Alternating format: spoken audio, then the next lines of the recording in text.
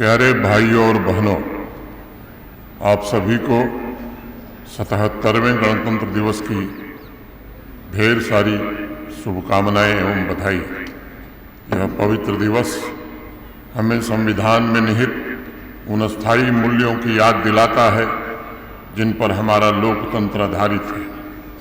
यह पर्व लोकतांत्रिक मूल्यों, न्याय, स्वतंत्रता, समानता और बंधुत्व के प्रति अपनी प्रतिबद्धता को पुनः दृढ़ करने का अवसर है। आइए हम उन महान स्वतंत्रता सेनानियों और शहीदों को नमन करें जिन्होंने मातृभूमि की रक्षा और सम्मान के लिए अपना सर्वस्व अर्पित कर दिया। मैं सशस्त्र सेनाओं, अर्धसैनिक बलों और जम्मू कश्मीर पुलिस के उन वीर जवानों को भी नमन करता हूं जो अपने शौर्य, त्याग, कर्तव्यनिष्ठा और बलिदान से राष्ट्र की एकता, अखंडता और सुरक्षा सुनिश्चित कर रहे हैं। उनका अद्वितीय साहस और उनकी सेवा हमें एकजुट, सुरक्षित और समृद्ध भारत के निर्माण के लिए निरंतर प्रेरित करती है। मैं उन सभी सैनिकों, पुलिस, अर्धसैनिक बलों और नागरिक प्रशासन के अधिकारियों के प्रति भी आज अपनी कृतज्ञता व्यक्त करता हूं, जिन्होंने ऑपरेशन सिंदूर के दौरान अपने कर्तव्य, समर्पण और साहस से देश का मान बढ़ाया। पहलगाम के बर्बर आतंकी हमले के पश्चात ऑपरेशन सिंदूर भारत की राष्ट्रीय सुरक्षा नीति में ऐतिहासिक मोड़ का प्रतीक बना। यह केवल एक सैन्य अभियान नहीं था, बल्कि यह भारत के रणनीतिक संकल्प की घोषणा थी। ऑपरेशन सिंदूर के द्वारा भारत ने पूरे विश्व को संदेश दिया कि अब आतंकवाद की किसी भी घटना और आतंकवाद को सह देने वाले किसी भी प्रयास का मुंहतोड़ जवाब दिया जाएगा। भारत ने दृढ़ता के साथ एक नई नीति निर्धारित की है। ऑपरेशन सिंदूर की सफलता ने देशवासियों में एक नया आत्मविश्वास पैदा हुआ है कि हमारे वीर जवान उनकी सुरक्षा के लिए सदैव सक्रिय और सजग है। साथ ही अंतर्राष्ट्रीय समुदाय को यह स्पष्ट संकेत भी मिला है कि भारत की कार्रवाइयाँ तर्कसंगत और आत्मरक्षा के अधिकार पर आधारित है। आतंकी तंत्र चाहे सीमा पार हो या इस तरफ हो, उन्हें पूरी तरह से खत्म किया जाएगा। भारत ने सिंधु जल संधि को समाप्त करके भी एक सख्त संदेश दिया है। यह निर्णय जल विद्युत उत्पादन और सिंचाई के लिए जल संसाधनों के अधिक प्रभावी उपयोग का मार्ग प्रशस्त करेगा। इससे बिजली उत्पादन और सिंचाई की समग्र स्थिति में सुधार होगा तथा जम्मू कश्मीर जैसे केंद्र शासित प्रदेश के आर्थिक विकास को मजबूत गति भी मिलेगी। उज, रावी, चिनाब, झेलम और अन्य नदियों के जल से शीघ्र इसके सकारात्मक लाभ हमें दिखाई पड़ेंगे।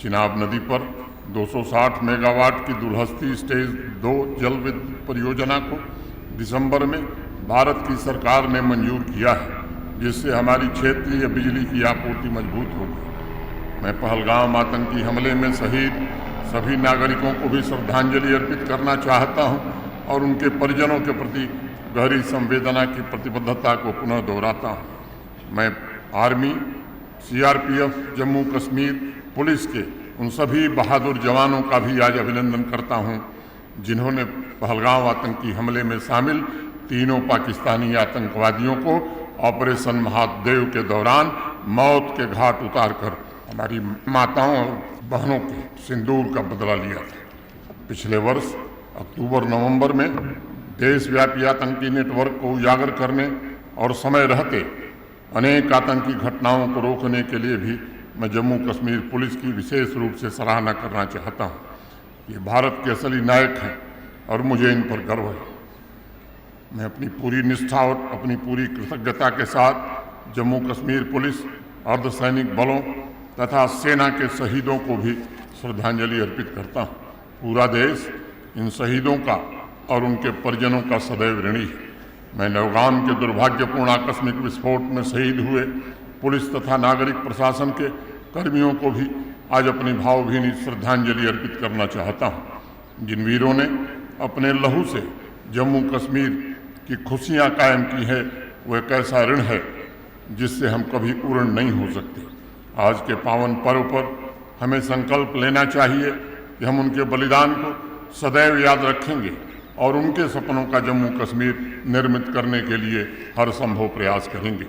वर्ष 2025 के दौरान जम्मू कश्मीर में बादल फटने और भयंकर बाढ़ जैसी अनेक प्राकृतिक आपदाओं का सामना हमें करना पड़ा, जिससे पूरे जम्मू कश्मीर में व्यापक क्षति हुई है।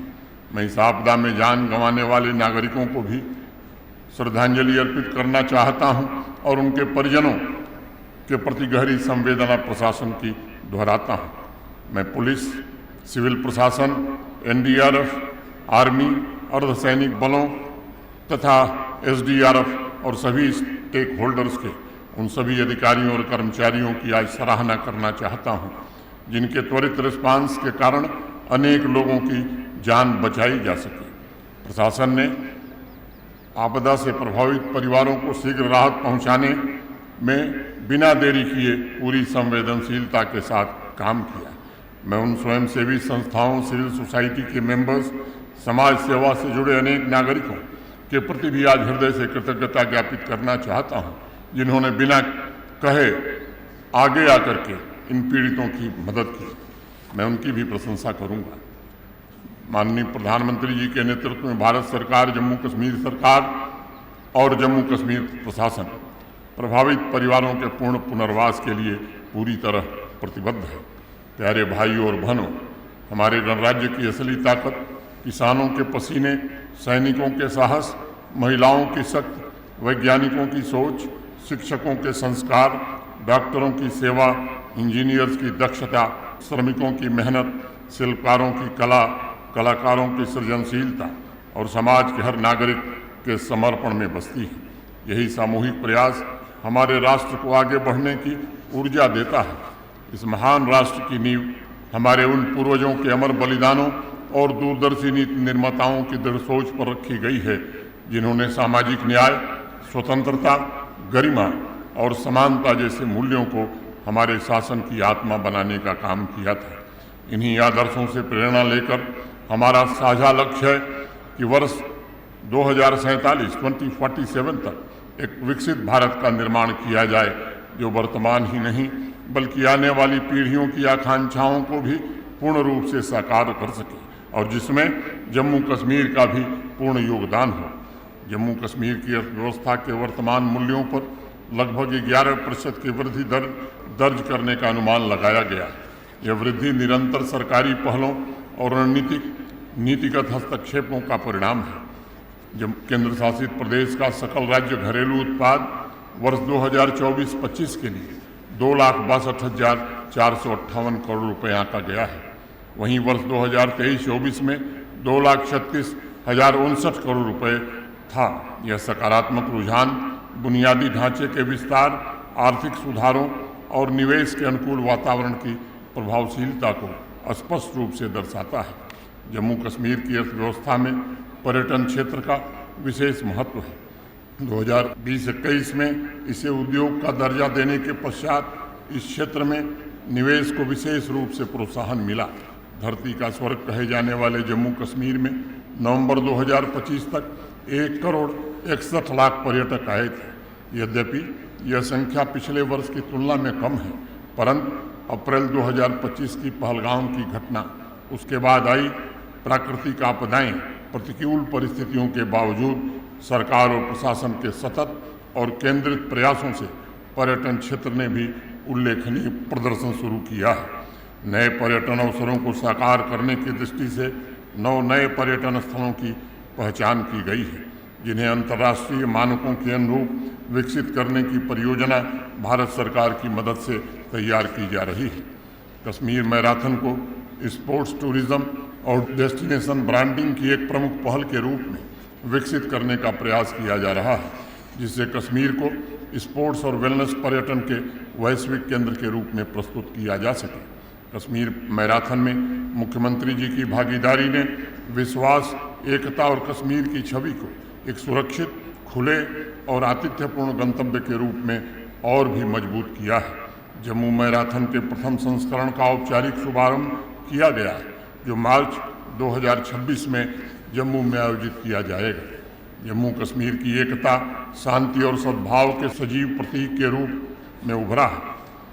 इस केंद्र शासित प्रदेश के नागरिक पूरे उत्साह और गर्व के साथ हर घर तिरंगा और तिरंगा यात्रा में सक्रिय भागीदारी भी कर रहे हैं। इसके साथ ही राष्ट्रीय गीत वंदे मातरम की 150वीं वर्षगांठ के प्रथम चरण का समारोह व्यापक स्तर पर जम्मू कश्मीर में मनाया गया और मुझे खुशी है यह बताते हुए कि जिसमें जम्मू कश्मीर ने देश भर में सर्वाधिक सहभागिता दर्ज करके एक उल्लेखनीय उपलब्धि हासिल की है। प्यारे भाइयों और बहनों, हमारा लक्ष्य एक समावेशी जम्मू कश्मीर का निर्माण करना है, जहां युवाओं, महिलाओं और श्रमिकों को प्रचुर अवसर मिल सके और जहां सरकार निरंतर प्रयास करते हुए यह सुनिश्चित करे कि समाज का सबसे साधारण नागरिक भी बड़े सपने देखने और उन्हें साकार करने की क्षमता तथा आत्मविश्वास प्राप्त कर सकता है। मिशन युवा कार्यक्रम के माध्यम से प्रदेश के युवाओं की आकांक्षाओं को कौशल विकास, मार्गदर्शन और वित्तीय सहायता के जरिए सशक्त किया जा रहा है। यह पहल युवाओं को उद्यमिता, रोजगार सृजन और सामाजिक स्थिरता का माध्यम बनाने की सरकार की प्रतिबद्धता को दर्शाती है। हाइब्रिड उद्यमिता विकास पाठ्यक्रम के माध्यम से 5000 से अधिक युवाओं ने सफलतापूर्वक प्रशिक्षण प्राप्त किया है। इस मिशन के अंतर्गत 1,35,000 उद्यम इकाइयों की स्थापना तथा 4,50,000 युवाओं को रोजगार उपलब्ध कराने का लक्ष्य निर्धारित किया गया है। पहले वर्ष में ही 1,51,000 से अधिक युवाओं ने इस प्लेटफॉर्म पर अपना पंजीकरण कराया है। इनमें से 61,941 युवाओं ने विभिन्न फाइनेंशियल असिस्टेंस स्कीम के तहत आवेदन भी किया है। 12,000 से अधिक मामलों को बैंक द्वारा स्वीकृत किया गया है और 800 करोड़ रुपए की कुल आर्थिक सहायता वितरित भी की जा चुकी है। प्यारे भाइयों और बहनों, जम्मू कश्मीर में एक नया सवेरा भी आया है। आतंकवाद से जुड़े नहीं बल्कि आतंकवाद से पीड़ित परिवारों को नौकरी देने का काम भी प्रारंभ हुआ है। दशकों से दबे हुए आंसुओं को सम्मान और न्याय मिलने लगा है।